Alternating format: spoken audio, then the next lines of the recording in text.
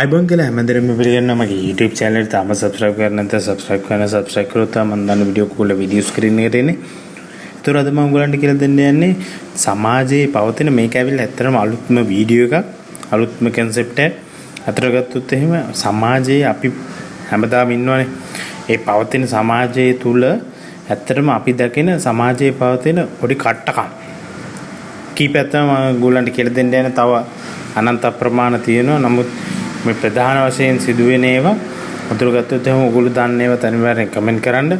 මේ ඇත්තටම මේ වීඩියෝ බලලා ඇත්තටම ඔයගොල්ලන්ට ගන්න පුළුවන් පොඩි එක්ස්පීරියන්ස් එක. ඒ වගේ තමයි දෙයක්.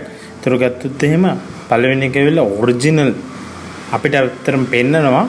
නමුත් ඇත්තටම ඩුප්ලිකේට් තමයි දාන්නේ. දැන් ඔයා ෆෝන් එක charge කරන්න නැත්නම් ෆෝන් එක repair කරන්න TV එකක් repair කරන්න ගියොත් අපිට ඇත්තටම අපිට මේ පෙන්නන කෑල්ල නෙමෙයි කොහේ හරි තියෙන ඩුප්ලිකේට් එකක් තමයි දාන්නේ. හරිද? දැන් ඒකට විශේෂයෙන්ම දැන් ඔයා හදිස්සිය හරි කම්පියුටර් එක repair කරන්න laptop එක repair කරන්න යනවා නම් එතනම ඉන්න එක තමයි හොඳම වැඩේ. එතකොට තමයි ඒගොල්ලන්ට ඒක කරගන්න බැරි. පොඩ්ඩක් හරි බය වෙනවා. හරිද? එතකොට එහෙම ඔරිජිනල් කියලා හැම වෙලේම ඩුප්ලිකේට් දාන්නේ. කොහොමත් සමහර දේවල් වල ඔරිජිනල් නැහැ. එන්නේ. ඒ ඩුප්ලිකේට්මයි දාන්නේ. ඒ සමහර ටිකට උදාහරණයක් වශයෙන් Apple iPhone වල ඩිස්ප්ලේ එක ඔරිජිනල් ආයේ එන්නේ නැති තරම්. ඒතර ඔරිජිනල් කියලා රුපියල් 12000ට දානවා නම් ඩුප්ලිකේට් කියලා 6000ට නැත්තම් සෙකන්ඩ් ක්වොලිටි කියලා තියෙනවා නම් දාන්නේ සෙකන්ඩ් ක්වොලිටි එකම තමයි 12000 කියලා. අපි කොහොමද හොයන්නේ? ඒ වගේ දේවල් තියෙනවා. ඒතර ගත්තොත් ඒකෙම තව දෙවෙනි කොටසක් ඇවිල්ලා දැන් අපි හිතමුකෝ ඔයගොල්ලන්ට අබාන්ස් එකෙන් ගන්න වොෂින් මැෂින් එක. ඒක අවුරුද්දක් වොරන්ටි තියෙනවා. අවුරුද්දේ වොරන්ටි ඒගොල්ලෝ කරන්නේ දැන් අපි කියමුකෝ මාස 10දී අපිට කැඩෙනවා. ඒතර ගත්තොත් එහෙම 10දී අපි ගෙනියනවා කියමුකෝ වොෂින් මැෂින් එක හරි DVD ප්ලේයර් එක හරි. ඊට පස්සේ දැන් කෑල්ලක් අලුතෙන් දාන්න ඕනේ. කෑල්ල දැම්මත් ඒකට අපිට ආයෙ වෙන්නේ නැහැ වොරන්ටි කාලය ඇතුළතනේ. ඒතර ඒගොල්ලෝ දාන්නේ ඔරිජිනල් පාර්ට් එකක් නෙවෙයි නිකන් නෝමල් පාර්ට් එකක් දාන්න. ඒකත් කල් යවනවා. කියන්නේ වොරන්ටි පීරියඩ් එක ඉවරනකල් කල් යවනවා. ඒ මාස 10 ඊට පස්සේ මාස 11 12 වෙනකල් එක්ක අන්තිම වගේ වෙනකල් ධානය ඉන්නවා. එහෙම වෙලා අපිට දෙනවා. ඒතර අපි මොකද කරන්නේ? ඕම් ටිකක් යනකොට ආයෙ කැඩෙනවා. ඒතර මොකද වෙන්නේ? වොරන්ටි කාලය ඉවරයි. ඒතර අපි ආයෙ හදන්න දෙන්න ඕන charge කරනවා. එතකොට සමායට ඔරිජිනල් පාර්ට් එක දාන්න පුළුවන්. අන්න ඒ වගේ පුදුම කට්ටකම් මේවා ඇත්තටම එක්ස්පීරියන්ස් එකම තමයි කට්ටියට එන්නේ. ඒ කියන්නේ කට්ටියෙන් ಗುಣ කට්ටියෙන් අහලා හරි Tamanට මේව වෙන්න ඕන. හරි. ඊට පස්සේ තුන්වෙනි එක මම දෙවෙනි එකට ආවොත් එහෙම දැන් මාරු සල්ලි ඇත්තටම දෙන්නේ නැහැ කොහෙවත්. එහෙම දෙයක් තියෙනවා හැමතැනම. ඒක පුළුවන් තරම් ගන්න ඕගොල්ලෝ try කරන්න. කියන්නේ දැන් බස් එකට රුපියල් 20 නම් 15 නම් ඕගොල්ලෝ හැමෙන්නේ 5ක් එක්කම දෙන්න. ඒතකොට 10 කාසියක් දෙන්න පුළුවන්. නැත්නම් 5ක් දෙනවා කියලා ඕකත් දෙන්න හම්බෙන්නේ නැහැ. ඔයගේ අනන්ත ප්‍රමාණ උදාහරණ තියෙනවා සමහර තැන්වල. දැන් data card එකක් ගන්න ගියාම රුපියල දෙන්නේ නැහැ. ඒ වගේ එක තැන්වල ඕගොල්ලන්ට විදි යොදා ගන්න පුළුවන් මේ මාරු සල්ලි ගන්න. හරි. දැන් උතන තියෙන තව තර්කයක් තමයි අපි බස් එකේ යද්දී අපි රුපියලක් අඩුවෙන් දුන්නොත් ඌ කොහොම හරි ඉල්ලනවා. ඒ වගේම අපි අනිත් පැත්තට දෙන්න නැතුව ඉන්න පුළුවන්. හරි.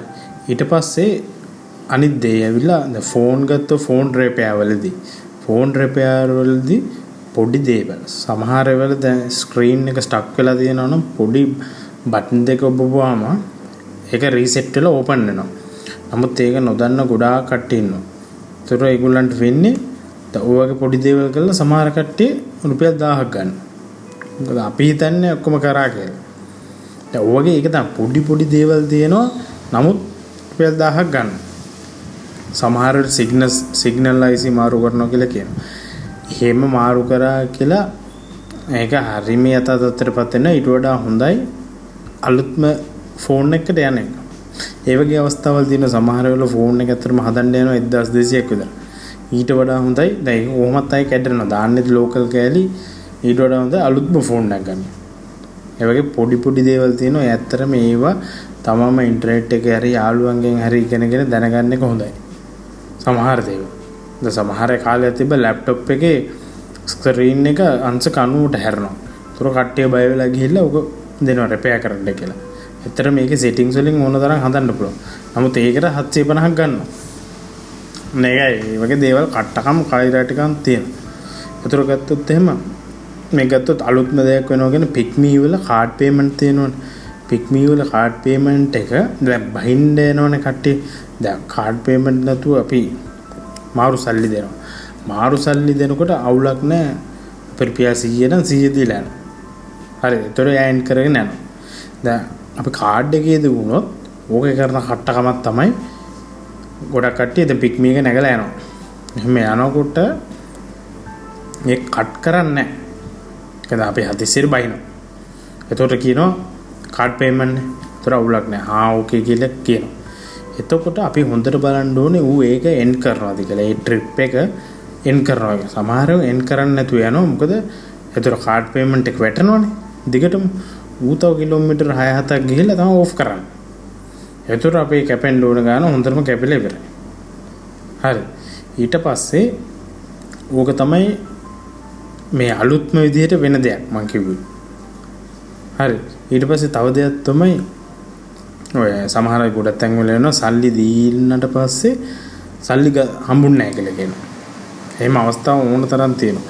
ඔය දැන් බැංක් account ගත්තී ඕගොල්ලෝ කාගෙන් හරි සල්ලි ඩිපොසිට් කරන ඒ බැංකුව account නම්බරය හරියටම චෙක් කරගන්න. ඒක හොඳම වැඩේ මොකක්ද දන්නවද? මේ බැංකුව account නම්බරය බැංකුවකට දීලා ඒ අදාළ බැංකුවට දීලා ඒ නමමද කියලා චෙක් කරගන්න. නැත්නම් සමහර කට්ටිය ඉන්නවා බැංකුවට දැම්මම පස්සේ ඒක මගේ නෙවෙයි අනම්මනම් කියලා කියනවා. හැම වෙලෙම රිසිට් එකක් තියාගන්න. හැම වෙලෙම අක්ෂණ තියාගන්න. ඕවා තමයි තරම් වැදගත්ම දේවල්. ඔය සමාජයේ වෙන කට්ටකම්. තව ඔයගලන්ට තව වීඩියෝ දෙවෙනි කොටස මම ගියේ නම් තව දික් වෙන හින්දා ඔන්න ඔය ටික හොඳට මතක තියාගන්න යාළුවන් අතර ෂෙයා කරන්න කට්ටකමින් බේරෙන්න. හරි එන්න නැවත වීඩියෝ එකක් එනවා තාම.